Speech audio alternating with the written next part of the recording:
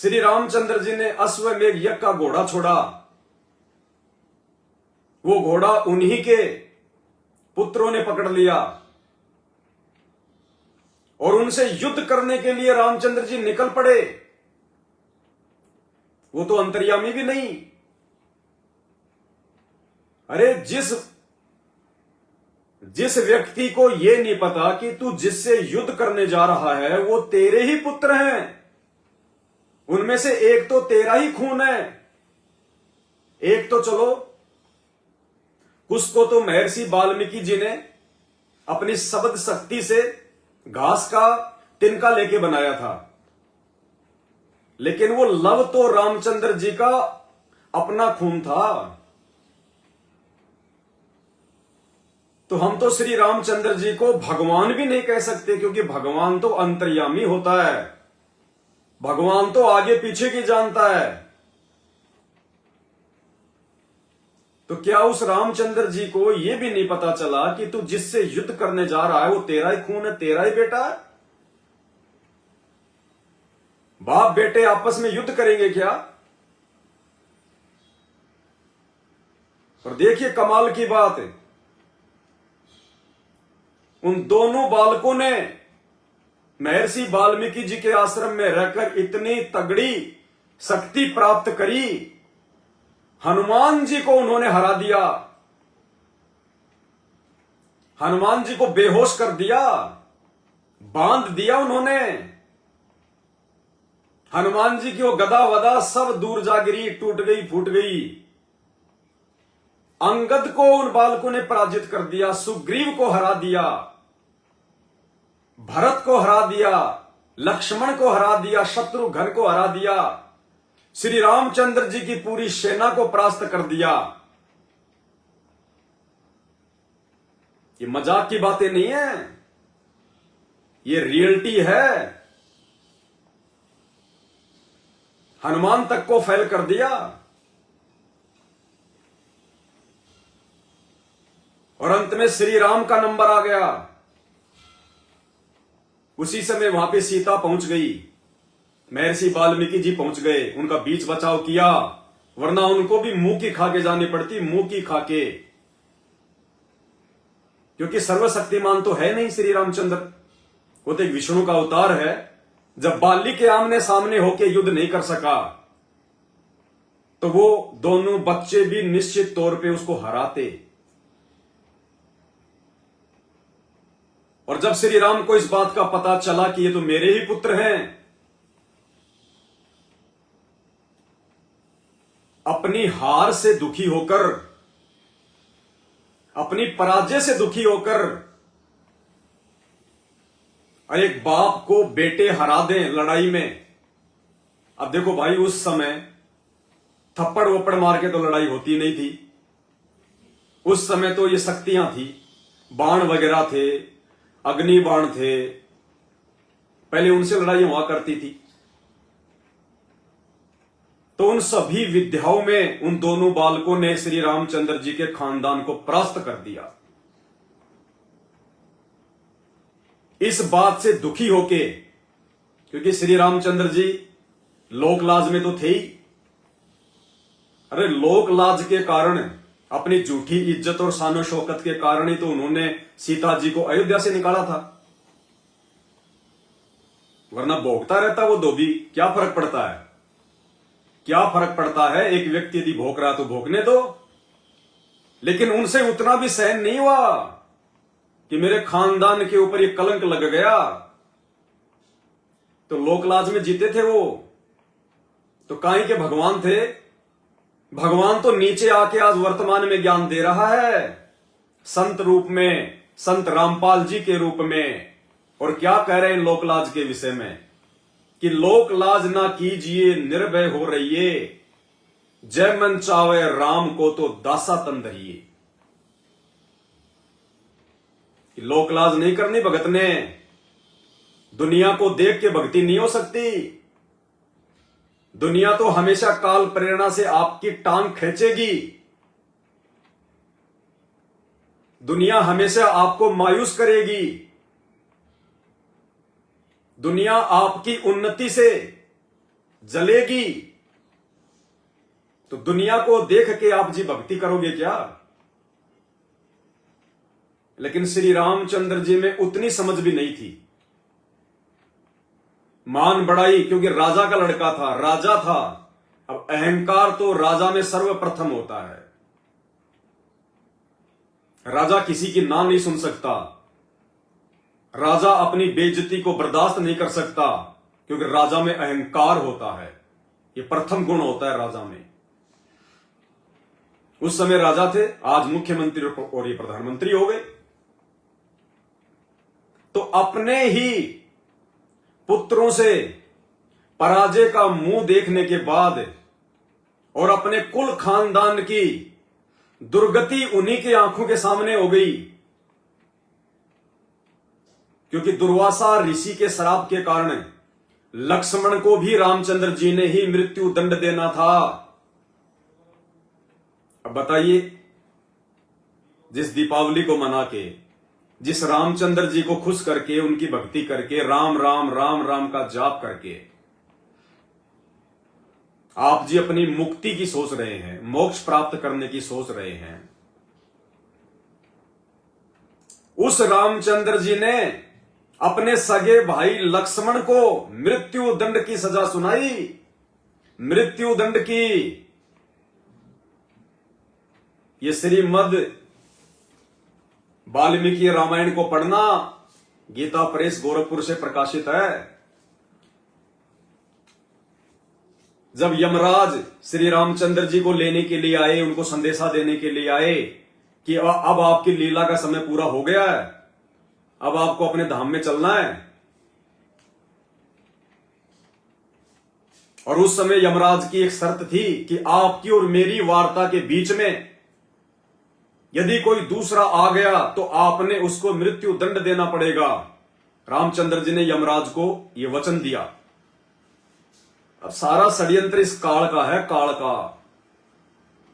उसने तो कुबद करवाणी। तो श्री रामचंद्र जी ने अपने ही भाई लक्ष्मण को यह सोचकर कि लक्ष्मण से बड़ा सिक्योरिटी गार्ड मेरी और यमराज की वार्ता के बीच और कोई नहीं हो सकता, ये किसी को अंदर नहीं आने देगा। सोचिए, श्री रामचंद्र जी विष्णु अवतार, वो अंतर्यामी नहीं थे।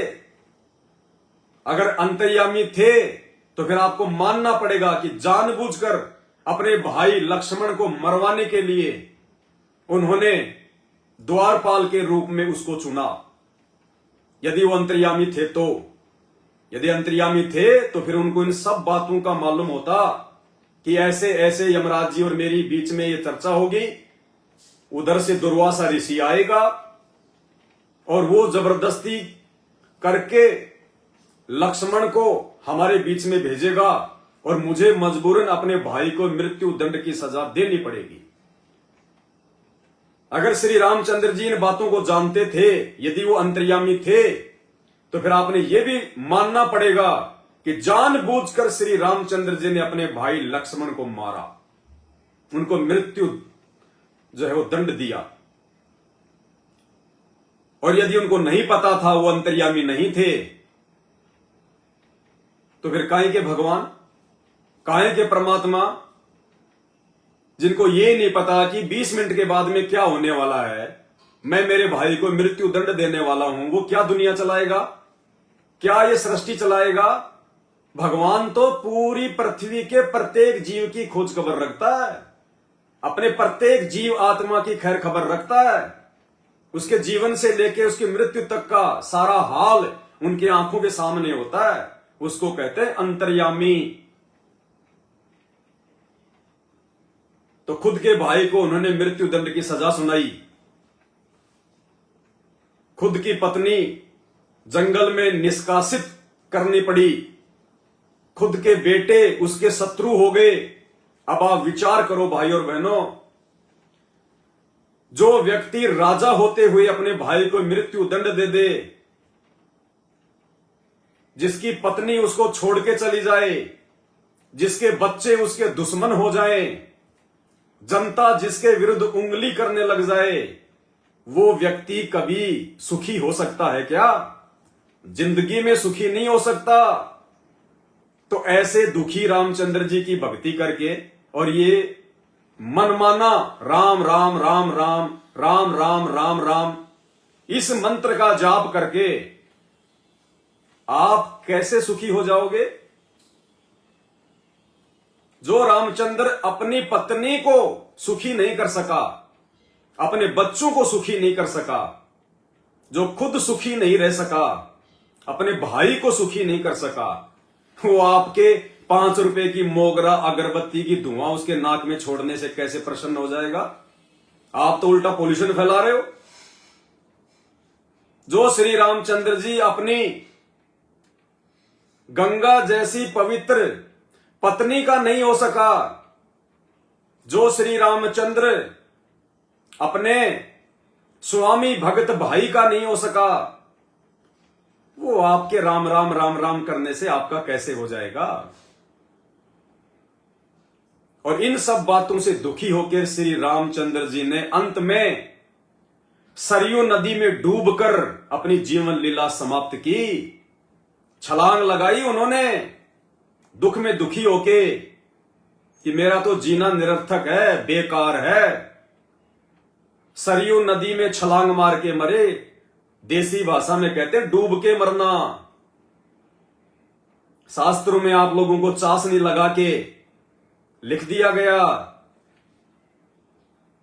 जीवित जल समाधि, जीवित ही जल समाधि ले ली। आप लेके दिखाओ ना कोई जीवित जल समाधि क्या होती है। जीवित जल समाधि का मतलब होता है जिंदा ही पानी में कूद के मरना, जिंदा पानी में डूब के मरना, अपनी हार से, अपनी पराजय से दुखी होकर, अपनी बेइज्जती मानकर, जैसे आजकल लोग आत्महत्या कर लेते हैं। तो श्री रामचंद्र जी ने आत्महत्या की थी, आत्महत्या। तो आपको कैसे मोक्ष प्राप्त हो जाएगा यदि आप उसी श्री रामचंद्र जी को भगवान मानकर पूजते रहे तो। और ये तुलसी साहिब के द्वारा लिखित घट रामायण, ये प्रमाणित ग्रंथ है, विशेषकर हिंदुओं के लिए प्रमाणित ग्रंथ। घट रामायण तुलसी साहब हाथरस वाले, पेज नंबर 231 पढ़ना इसका। इसमें पेज नंबर 231 पर स्पष्ट लिखा हुआ है राम राम का जाप करने वालों की कैसे दुर्गति होती अंत में।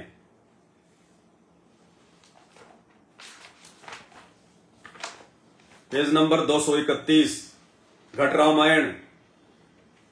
राम राम जो जपै अघाई, यानी जो निरंतर राम राम राम राम का जाप करते हैं, जाको जन्म अकारथ जाई। इसके हिंदी अनुवाद में फिर लिखा हुआ है, जो तृप्त होकर राम राम जप करता है उसका जन्म निरर्थक हो उठता है।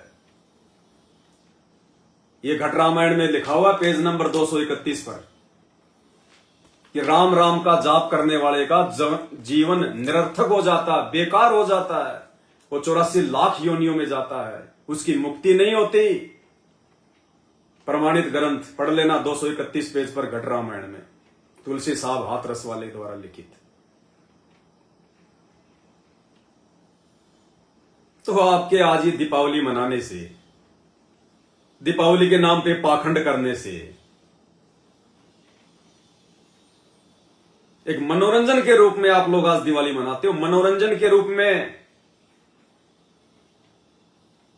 सिवाय आपके धन और समय की बर्बादी के कुछ हासिल नहीं होता, कुछ भी। और एक बहुत बड़ा षड्यंत्र है ये शैतान का, हिंदू धर्म में जिसको काल कहते हैं, जो ब्रह्मा विष्णु महेश का पिता है। इसी घट रामायण में लिखा हुआ है, पढ़ लेना। तीनों देवता ब्रह्मा विष्णु महेश का पिता कौन है? ज्योति निरंजन काल और दुर्गा उनकी मां, जिसको हमारे धर्म गुरु निराकार कहते हैं। अलख निरंजन, अलख मानी जो दिखाई ना दे, निरंजन मानी माया रहित परमात्मा। वो अलख निरंजन, वो ब्रह्म, वो काल है, काल, जिसने ब्रह्मा विष्णु महेश से लेके सबको कर्म जाल में बांध रखा है। अरे भगवान कभी कर्मों के बंधन में बंध के नहीं आता। भगवान तो दुनिया को अपनी भक्ति से कर्म बंधनों से मुक्त करता है। जो बंधनों से मुक्त कर दे, छुड़वा दे, उसको कहते हैं बंदी छोड़। और वो एकमात्र बंदी छोड़ आज धरती पर संत रूप में सतगुरु रामपाल जी हैं। ये जब आप उनके मुख से सृष्टि रचना सुनोगे, उनके सत्संग सुनना प्रारंभ करोगे, उस समय आपके भेजे में ये बातें आएंगी। तो भाई और बहनों, इसलिए मैंने वो 2 शब्द कहे थे कि वर्तमान में दीपावली पाखंड और बकवाद के अलावा कुछ भी नहीं है।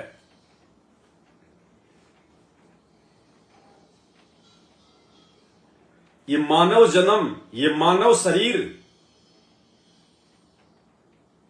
84 लाख योनियों में ही आता है।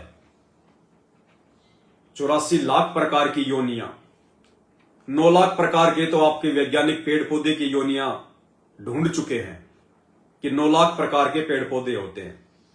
बाकी समुद्र में रहने वाले जीव जंतु, सूक्ष्म जीव जंतु जो हम देख भी नहीं सकते, धरती पर रेंगने वाले जीव जंतु, आकाश में उड़ने वाले पक्षी, इस प्रकार 84 लाख योनियां हैं टोटल। ये आपकी विज्ञान ने गिन के नहीं बताया, ना विज्ञान कभी गिन सकती है। इन 84 लाख प्रकार की योनियों की जानकारी कि 84 लाख तरह के जीव जंतु, पशु पक्षी, कीट पतंग होते हैं, इसकी जानकारी ये योनियां बनाने वाले भगवान ने दी है। वो ही दे सकता, दूसरा नहीं दे सकता। 3.5 करोड़ बाल प्रत्येक स्त्री और पुरुष के शरीर पे होते हैं, जिनको रोम छिद्र बोलते हैं, बाल के छेद। 3.5 करोड़ छिद्र प्रत्येक स्त्री और पुरुष के शरीर पे होते हैं। ये जानकारी विज्ञान ने नहीं दी, ये जानकारी इंसान को बनाने वाले उस परमात्मा ने आके दी संत रूप में। 9 लाख प्रकार के तारे हैं, ये जानकारी विज्ञान ने नहीं दी। ये जानकारी ये सृष्टि बनाने वाले, तारे बनाने वाले भगवान ने दी है।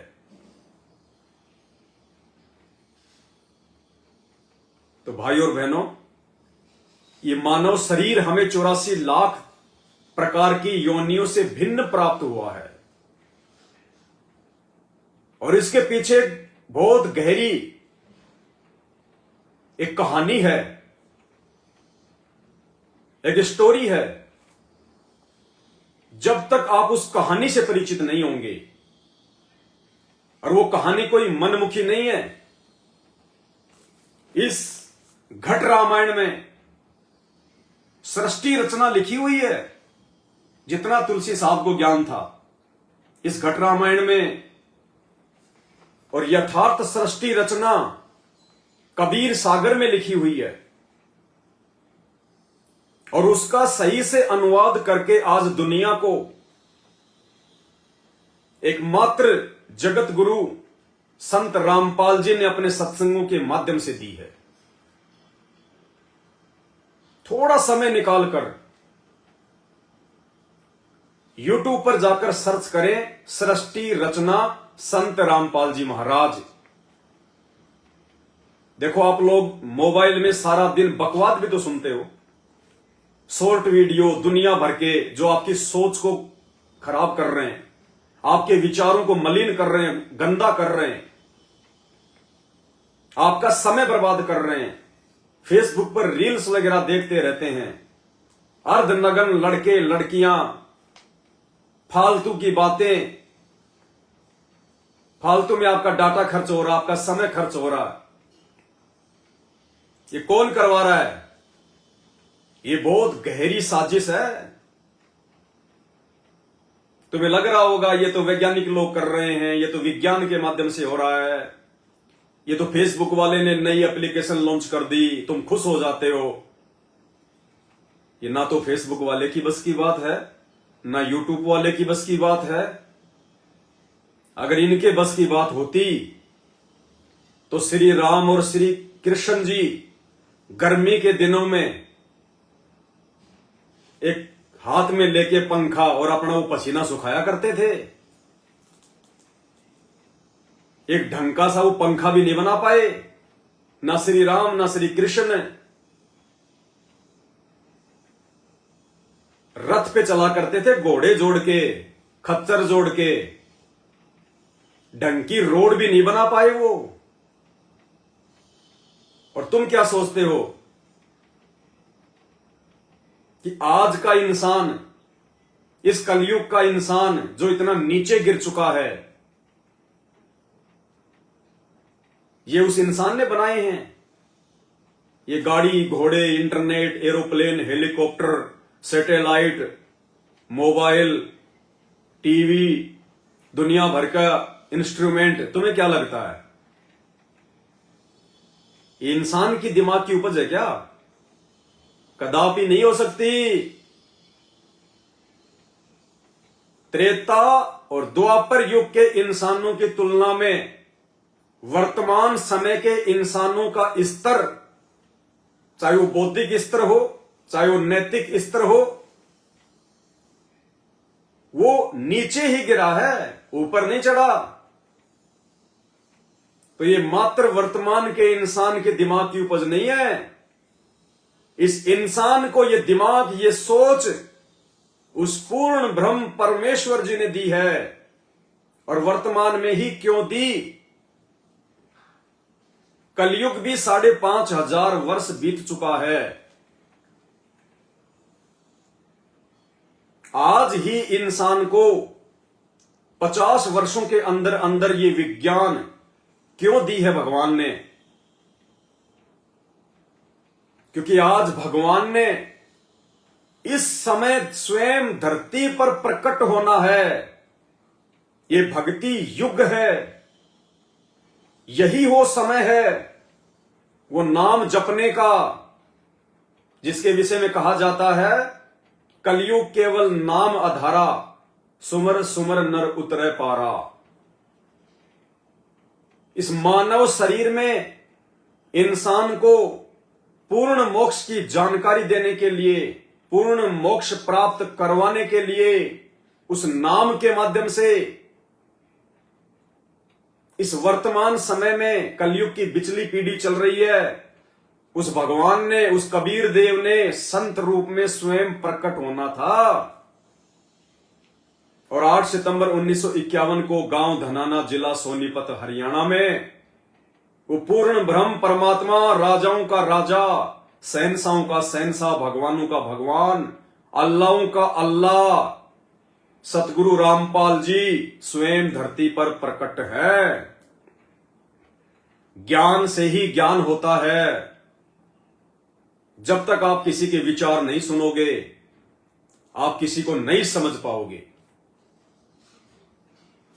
ये उस परमेश्वर के द्वारा इंसान को बख्शीश सद्बुद्धि का नतीजा है कि आज इंसान इन चीजों को बना पाया। अन्यथा 3 युग बीत गए, द्वापर, त्रेता, सतयुग। पशुओं का चारा काटने की मशीन तक इंसान नहीं बना पाया। 2-2 घंटे हाथ में लेके गंडाशा लगे रहते थे पशुओं के लिए चारा काटने के लिए।